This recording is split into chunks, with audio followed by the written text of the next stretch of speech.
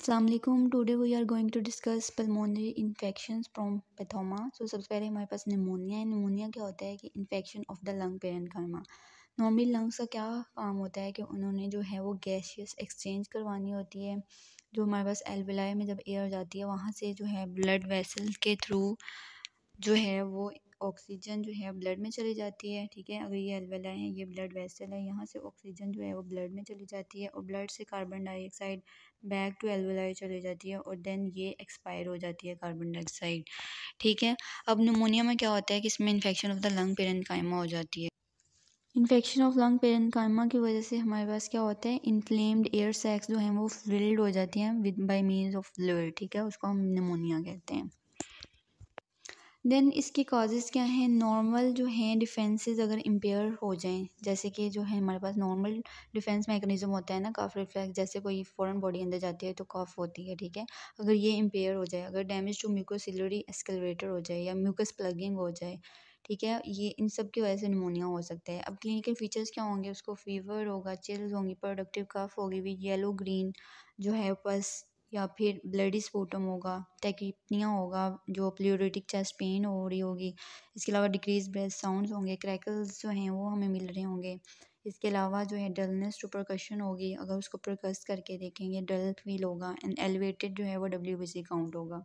ठीक है, अब इसका हम डायग्नोसिस कैसे करते हैं, चेस्ट एक्सरे करवाते हैं। ठीक है, या फिर ग्राम स्टेनिंग कर सकते हैं या कल्चर करवा सकते हैं या ब्लड कल्चर कर सकते हैं।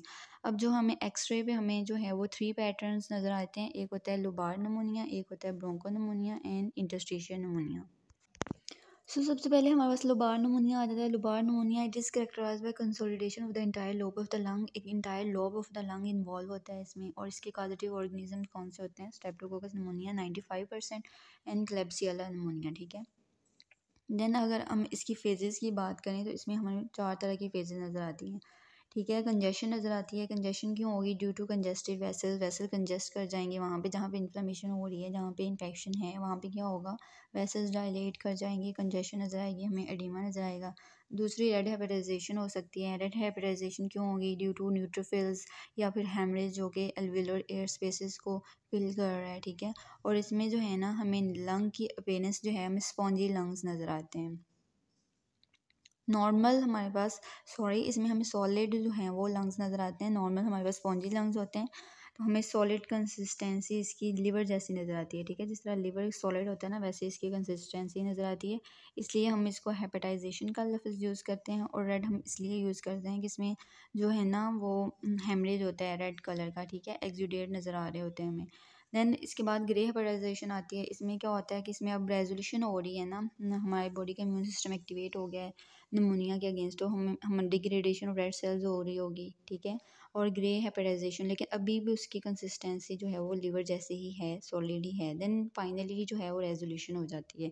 तो इसके लिए आप इसकी फेजेस वेरी इंपॉर्टेंट, इसके लिए आप निमोनिक्स याद रख देते हैं, CR and GR. C for congestion, R for red hepatization, and G for gray hepatization, and R for resolution. So this is about the stages of lobar pneumonia, phases of lobar pneumonia. So सबसे पहले congestion है। congestion में क्या हुआ है कि जो blood vessels जो हैं वो कंजेस्टेड हो गई हैं। ठीक है, और एडिमा जो है वो डेवलप हो गया है। देन हमारे पास रेड हेपेटाइजेशन है, किसमें जो है वो फाइब्रिन स्ट्रैंड्स आ गए हैं, हेमरेज हो गया है, जो हमारे पास लंग्स के अपीयरेंस रेडिश आनी शुरू हो गई है और solid consistency like that of the liver हो गई है। Next is grey hepatization. Grey hepatization में क्या हुआ है कि जो हमारे पास हैं रेजोल्यूशन की तरफ जा रहे हैं। ठीक है, लेकिन उनकी कंसिस्टेंसी सॉलिड ही है और इसमें मैक्रोफेजेस हमें मिलेंगे। ठीक है, और इसके अलावा डेंस फाइब्रिन मिलेगी, जो फाइब्रिनस जो है वो एक्सुडेट्स मिलेंगे। देन रेजोल्यूशन फाइनली हो जाएगी। ठीक है, नेक्स्ट वन इज़ ब्रोंकोनमोनिया। ब्रोंकोनमोनिया में क्या होता है कि इसमें जो है वो पैची कंसोलिडेशन होती है। इस तरह in the form of patches जो है वो कंसोलिडेशन होती है और ये मल्टीफोकल भी हो सकता है, बायलेटरल भी हो सकता है and it is caused by a variety of organism. Table में दिया हुआ उसको हम देख लेते हैं। So this table is important regarding MCQs points के हिसाब से अगर देखें तो लोबार नमोनिया में क्या होता है, लोबार निमोनिया की अगर हम ऑर्गेनिज्म की बात करें, हमने देखा था कि स्ट्रेप्टोकोकस निमोनिया की वजह से होता है, क्लेब्सिएला निमोनिया की वजह से होता है। स्ट्रेप्टोकोकस निमोनिया जो है it is the most common cause of community acquired pneumonia, ठीक है, ये इंपॉर्टेंट है। दैन क्लेब्सिएला निमोनिया जो है वो हमें डिबिलिटेटेड और मालनरिश जो है पीपल उनमें नज़र आता है, ठीक है। देन अगर हम काज ऑफ ब्रोंकोनिमोनिया की बात करें, उसमें सबसे पहले हमारे पास स्टेफिलोकोकस ऑरियस आ जाता है। It is the second most common काज होता है, ठीक है, निमोनिया का। एंड और जो Haemophilus influenza it is the most common cause of Scandi pneumonia in COPD patients, ठीक है। देन अगर सीडोमोनास एरिजिनोसा की बात करें तो ये सिस्टिक फाइब्रोसिस के पेशेंट में ज़्यादा होता है। मोरेक्सिला कैटराइलिस जो है ये कम्युनिटी एक्वायर्ड निमोनिया करवाता है इन सीओपीडी पेशेंट्स, ठीक है। कॉमन काज कौन सा है? कॉमन काज जो सीओपीडी में है वो हीमोफिलस इन्फ्लुएंजा है, ठीक है, लेकिन जो मोरेक्सिला कैटराइलिस है ये भी करवा सकता है, ठीक है। देन लीजोनीला न्यूमोफिला है, ये क्या है? न्यूमोफिला ये क्या करवाता है? कम्युनिटी एक्वायर्ड निमोनिया ही करवाता है, ठीक है, जो पेशेंट सीओपीडी के होते हैं या फिर जो इम्यूनो कम्प्रोमाइज होते हैं ना उनमें करवाता है, ठीक है। So this is important. Next जो हमारे पास कॉजन है वो इंटरस्टिशियल निमोनिया के हैं, एटिपिकल निमोनिया भी उसको बोलते हैं। उसमें क्या आता है? माइकोप्लाज्मा निमोनिया आता है। It is the most common cause of atypical pneumonia is mycoplasma pneumonia. Then chlamydia pneumonia आता है जो कि सेकंड मोस्ट कॉमन काज होता है एटिपिकल निमोनिया का। देन रेस्पिरेटरी जो है वो सिंशियल वायरस है, ये हमारे पास एटिपिकल निमोनिया इन इन्फेंट्स करवाता है। ये दोनों एडल्ट्स में करवा रहे हैं, जो रेस्पिरेटरी सिंशियल वायरस है वो इन्फेंट्स में करवा रहे हैं। देन हमारे पास साइटोमेगालो वायरस है, ये क्या करवाता है? एटिपिकल निमोनिया करवाता है, जो पोस्ट ट्रांसप्लांट इम्यूनोसप्रेशन पेशेंट होते हैं ना उनमें, और या फिर जो कीमोथेरेपी ले रहे होते हैं उनको। देन इन्फ्लुएंजा वायरस है, ये जो है एटिपिकल निमोनिया करवाता है जिनको प्री एग्जिस्टिंग लंग डिजीज़ कोई हो उनमें। देन कोक्सिला बर्नीती है, ये फार्मर्स में जो है वो करवाता है एटिपिकल निमोनिया, और ये क्यू फीवर के साथ एसोसिएट होता है, ठीक है। So this is all about stable, ये आपने ऑर्गेनिज्म याद रखना है regarding MCQs points. So interstitial pneumonia it is characterise by diffuse interstitial infiltrates, ठीक है, और कैसे प्रेजेंट करेगा? अपर रेस्पिरेटरी ट्रैक सिम्टम्स नजर आएंगे, जैसे कि मिनिमम हमें इसमें स्पूटम जो है वो मिनिमम मिलता है और लो फीवर होता है, ठीक है, इसलिए हम इसको एटिपिकल कहते हैं। जो टिपिकल निमोनिया होता है उसमें हमें बहुत ज़्यादा कोपियस अमाउंट ऑफ स्पूटम मिलती है और हाई ग्रेड फीवर होता है, लेकिन जो एटिपिकल प्रेजेंटेशन होती है उसमें हमें मिनिमल स्पूटम मिलते हैं और लो फीवर होता है, ठीक है, और इसके it is caused by bacteria as well as virus, ठीक है, हमने वायरस देखा था वहाँ पर रेस्पिरेटरी सिंशियल वायरस जो करवा रहा था। Next one is aspiration pneumonia, ठीक है, ये किन में नज़र आता है? हमें वो लोग जो अल्कोहलिक्स होते हैं अनकोमाटाइज पेशेंट्स में।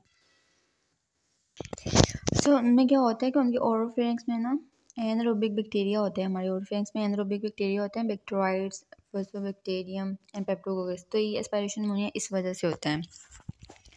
इसमें क्या होता है कि जो हमारे पास कोई भी फॉरेन बॉडी इंजेस्ट की है ना, वो क्या करेगी? वो जाके लोअर लोब एब्सेस बनाएगी, जो लंग्स की लोअर लोब होती है ना वहाँ पे जाके एब्सेस बनाएगी। और ऐसा क्यों होता है कि जो हमारे पास लंग्स होते हैं, अगर मैं कहूँ कि ये हमारे पास राइट लंग है, ठीक है, ये वाला लेफ़्ट लंग है, ठीक है, यूँ, तो क्या होता है कि जो राइट मेन ब्रोंकस होती है ना, वो ये जो राइट है इस तरह डिवाइड होते हैं ना लंग्स, ये राइट मेन ब्रोंकस होती है ना, वो उसका एंगल जो है वो लेस एक्यूट होता है, जो लेफ़्ट होती है उसका थोड़ा ज़्यादा होता है, राइट वाली ज़्यादा सीधी होती है। तो फॉरेन बॉडी क्या करती है?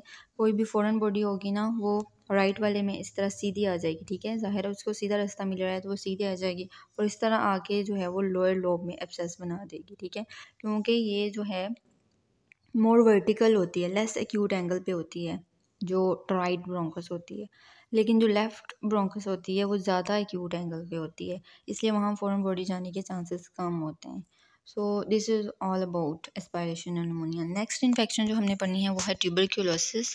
As you know tuberculosis caused by mycobacterium tuberculosis, और इसमें क्या होता है कि प्राइमरी टीबी भी होती है और सेकेंडरी टीबी भी होती है। प्राइमरी टीबी क्या होती है कि फर्स्ट टाइम एक्सपोजर हुआ है टू माइकोबैक्टीरियम ट्यूबरक्लोसिस, ठीक है, उससे क्या होगा? हमारे पास एक focal caseating type of necrosis जो है वो लोअर लोब ऑफ लंग में बन जाती है, लोअर लोब ऑफ लंग, ठीक है, ये है, तो यहाँ पे जाके एक जो है वो फोकस बन जाता है, focal caseating type of necrosis यहाँ पे हो जाती है, उसको हम बोलते हैं गोहोन कम्प्लेक्स, ठीक है। इसमें क्या होता है कि सेंटर में हमारे पास माइकोबैक्टीरियम ट्यूबरकुलोसिस होता है, ठीक है। उसको सराउंड किया होता है जो लिम्फोसाइट्स हैं, हिस्टोसाइट्स हैं, जाइंट सेल्स हैं हमारे पास, उसने सराउंड किया होता है। और देन फाइब्रोसिस हुई होती है, इनकैल्सिफिकेशन हुई होती हैं। तो ये हमारे पास गोहन कॉम्प्लेक्स होता है जो कि lower lobe of the lung पे बनता है, ठीक है। और अगर ये गोहन जो है, अगर ये वाली जो हमारे पास हुई है ना केजिएटिंग टाइप ऑफ नेक्रोसिस, ठीक है। केजिएटिंग टाइप ऑफ नेक्रोसिस में क्या होता है कि ये सेंटर पे हमारे पास माइकोबैक्टीरियम ट्यूबरकुलोसिस है, उसने सराउंड किया हुआ है लिम्फोसाइट्स को, जाइंट सेल्स को, ठीक है, मैक्रोफेजेस को। अगर ये इन्वॉल्व कर लेती है हमारे हाइलर लिम्फ नोड्स को, ठीक है, यहाँ पे जो लिम्फ नोड्स पड़े होते हैं उनको, अगर ये हाइलम होती है ना, यहाँ पे लिम्फ नोड्स को इन्वॉल्व कर लेती है, उसको हम गोहन कम्प्लेक्स बोलते हैं, ठीक है। तो प्राइमरी टीबी जो होती है वो एसिम्प्टोमेटिक होती है, कोई पेशेंट के सिम्टम्स नहीं आ रहे होते, लेकिन जब हम इसका स्किन टेस्ट करते हैं ना तो वो पॉजिटिव आता है। प्योरीफाई प्रोटीन डेरिवेटिव हम इंजेक्ट करते हैं और हमें इंड्यूरेशन मिलती है स्किन पे, ठीक है, तो वो पॉजिटिव आती है। देन हमें पता चलता है कि इसको टीबी है। स्कैंडी टीबी कब होती है? जब हमारे पास रीएक्टिवेशन होती है माइकोबैक्टीरियम ट्यूबरकुलोसिस की। अब रीएक्टिवेशन उसकी कैसे हो सकती है? या तो उसकी इम्यूनिटी जो है वो वीक हो जाए ड्यू टू एड्स की वजह से, ठीक है। और ये कब फिर क्या होता है कि ये जो यहाँ पे बैठा हुआ था caseating type of necrosis organism करवा के, ठीक है, और फाइब्रोसिस और कैल्सिफिकेशन हुई थी, वो क्या करेगा, वो माइग्रेट कर देगा, वो एपिक्स को भी इन्वॉल्व कर लेगा। वो जो है वो लंग्स की एपिक्स पे जाएगा, ठीक है। वो लंग्स के एपिक्स पे क्यों जाएगा? क्योंकि वहाँ पे हाई ऑक्सीजन टेंशन होती है, ठीक है। और वहाँ जाके भी जो है वो फोकाई ऑफ केशियस नेक्रोसिस बना देगा, ठीक है। और फिर प्रेजेंटेशन कैसी हमारे पास आएगी? फीवर होंगे पेशेंट को, इसके अलावा उसको नाइट स्वेट्स होंगे, ठीक है, और कफ होगी, ब्लडी स्पूटम आएगा, ठीक है, और वेट लॉस के साथ भी प्रेजेंट कर सकते हैं। अगर इन्हीं पेशेंट की हम बायोप्सी करवाते हैं तो हमें जो है केजिएटिंग टाइप ऑफ ग्रैन्युलोमास मिलते हैं, एसिफास बेसिलाई भी मिलते हैं हमें, ठीक है। अब वो आज़ाद हो गया, अब वो ऊपर चला गया, जो एपेक्स ऑफ लंग्स पे चला गया। अब वहाँ से ब्लड सप्लाई के थ्रू वो जो है हमारी जगह जगह जाके फैल जाएगा, सिस्टेमिक स्प्रेड हो जाएगा, ठीक है।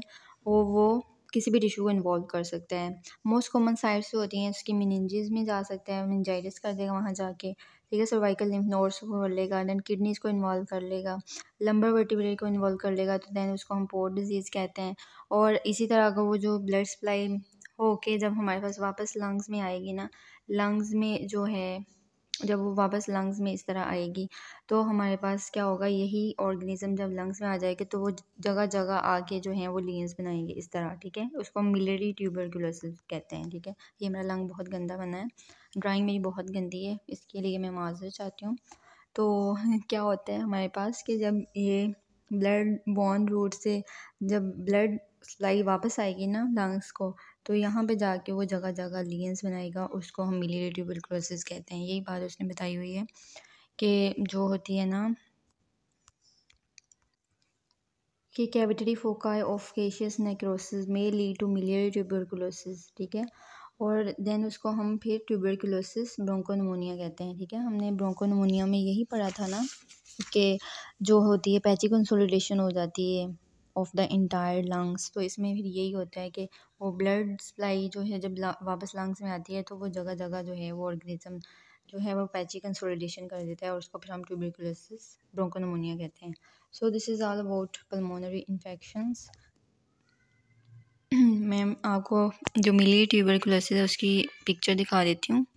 So this is miliary tuberculosis. देखिए पूरे लंग को उसने इन्वॉल्व किया हुआ है और पूरे लंग में जो है हमें दाने दाने में नज़र आ रहे हैं, ग्रैनुलोमा नज़र आ रहे हैं, जो कि माइकोबैक्टीरियम ट्यूबरकुलोसिस ने बनाए हैं।